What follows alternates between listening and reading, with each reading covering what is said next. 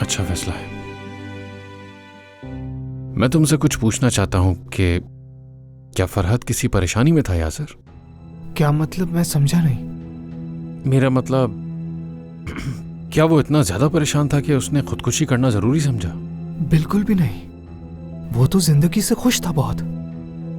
नवाल वाले मामले में भी फरहद ने हकीकत को तस्लीम कर लिया था, बल्कि वो तो कह रहा था मैं कहीं और चला जाऊंगा, अपनी जिंदगी नई सिरे से शुरू करूंगा। तो फिर अचानक उसे ऐसा क्या हो गया?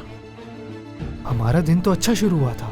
उसने कहा था दिन को यादगार बनाते हैं, तो मैंने बहुत सारे खाने बनाए। वो बाहर कुछ चीजें लेने के लिए चला गया था और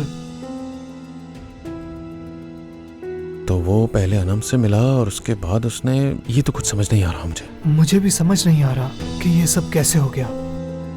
ठीक है, बहुत शुक्रिया, फिर मिलते हैं। आपने ये सवालात क्यों पूछे? क्या आप कुछ जानते हैं? नहीं, मुझे तो कुछ भी नहीं मालूम। असल में नवाल बहुत ज्यादा तकलीफ में है। मैं तो बस किसी ऐसी बात की तलाश में हूं जिसे उसे सुनकर कुछ सुकून आ सके। चलता हूं।